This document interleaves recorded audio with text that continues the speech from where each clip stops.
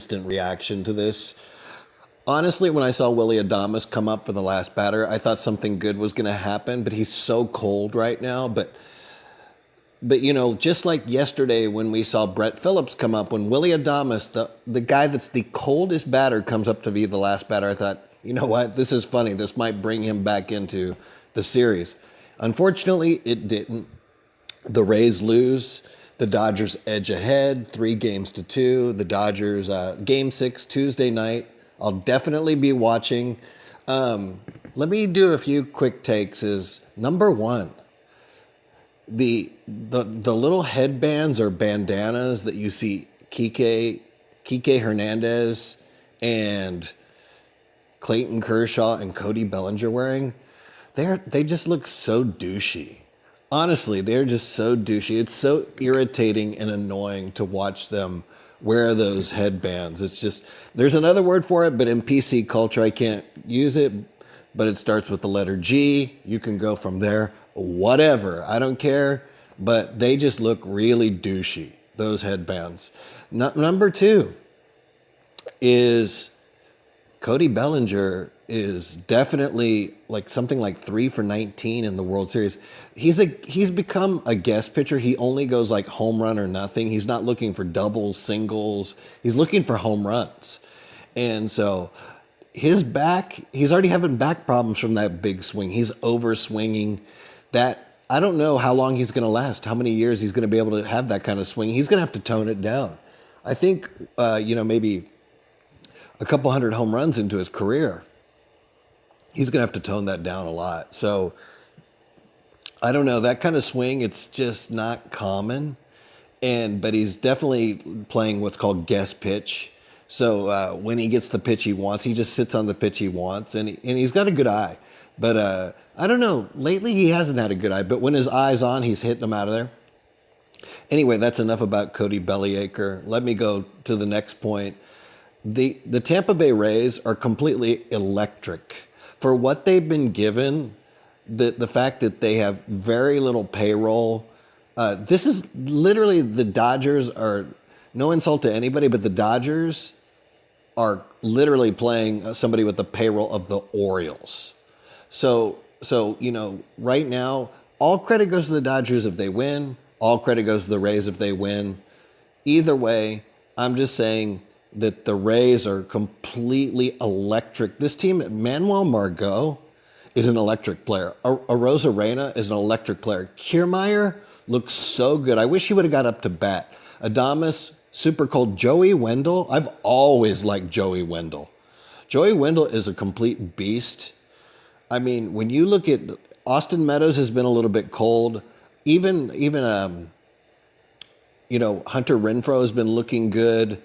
All the guys, Zunino's been a little bit cold. I think the big mistake of the Rays was they had to let go of Travis d'Arnaud. Travis d'Arnaud literally upped his game. After he left the Mets, he found a place with the Rays, and the Rays gave him that confidence to come back, and then he gets a contract and gets pilfered off to the Braves. And when you have a small budget, you're going to get pilfered off. And the Yankees are good at pilfering teams and basically fleecing teams. And they fleece the Rays, they fleece everybody, they fleece the Pirates, they fleece the Orioles.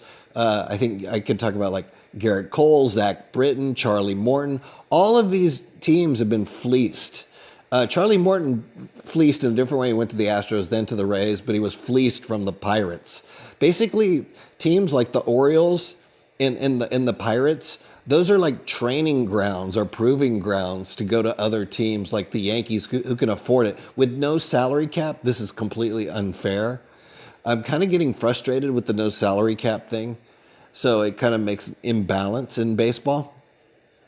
So, salary cap can be frustrating because, they can't spend and spend. But this no salary cap is just, I don't know. You guys tell me what you think. I think I'm not a fan of no salary cap anymore. It just makes such an unbalanced situation.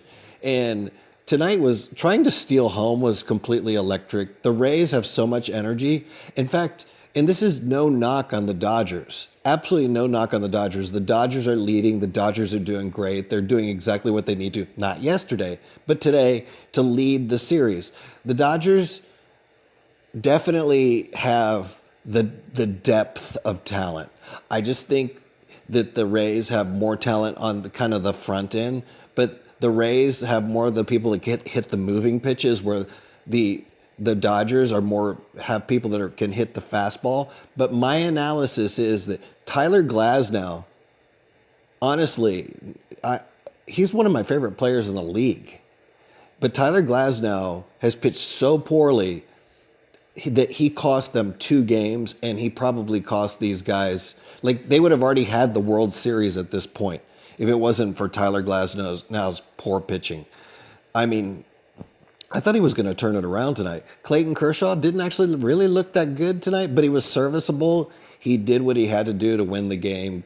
Hats off to him. I didn't think he looked that good, though. This could have been a way different game if a Rosarena hit that home run to left field that literally was like 2 feet short and 2 feet left, and that would have made it 4-4. Also, Hunter Renfroe, I think, had a 2-run home run go foul. That would have been 6-4. Manuel Margot, if he would have scored, it would have been at least 4-3 or 7-4, whatever. We're doing revisionist history here again, and to tell you the truth, I thought. And this is no knock on the Dodgers once again, but this was probably the Dodgers' poorest game. And I think that the ether and the energy and the momentum really went to the Rays yesterday and today. The Rays weren't able to capitalize on the momentum, but the Rays got more hits, as you can see here. Let's see if you can see it right here. Yeah, you can see it right here. The Rays got more hits. The Rays had more momentum. The Rays didn't capitalize on that momentum. But anything can happen. Anybody's capable of, oh, there's that bandana. I'm watching an interview with Kershaw with that bandana. So horrible. So horrible. But anything can happen. Anybody can rattle off 2 games straight. This series is not over. There's a lot of baseball left. But to see this electric team, the Tampa Bay Rays, wow, I'm watching that slide again. That was so close. That's crazy to try to steal home. That almost worked. Oh my God, that's so crazy. That is so crazy. They're showing the replay right now. He was about 3 inches away from stealing home because he was trying to avoid the tag. But anyway, to see Manuel Margot, Kiermaier, Arozarena, all those guys, Mike Brasso, Brandon Lau, honestly, their team is so electric. It's so much fun to see them on the biggest stage. This series is not over. Nothing is over till it's over. In baseball, you're always one swing away. In the 9th inning tonight, they got a guy on base. They were one swing away from tying it up.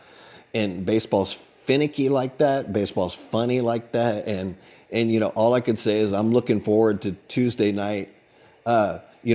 Game 6, it's going to be interesting. I do think that the Dodgers are coming off as a little bit unlikable, the way that they feel like they're entitled to this. But I don't think that winning the division 8 times in a row and getting 1 World Series, if they get the World Series, of course, is there any credit to it. They should have had 2 or 3 or 4. But they're in an easy division. They've totally underachieved, and I'm not hating on them, but honestly, if the Astros won their division 8 years in a row and went to 3 World Series and only came out with 1, I'd be disappointed. The next time the Astros go to the World Series, I expect us to win it.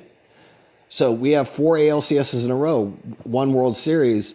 If they get 1 or 2 more ALCSs in a row and don't win another World Series, I'm going to have some complaints coming in the next 2 years. But we were injury ridden. It's not an excuse. There's a huge difference between an explanation, which is complicated, and making excuses. There are complicated explanations, and people tend to gravitate, which is called Occam's razor. They tend to gravitate to the easiest, explanation. But the explanation of the Astros this year wasn't easy. It was actually quite complicated.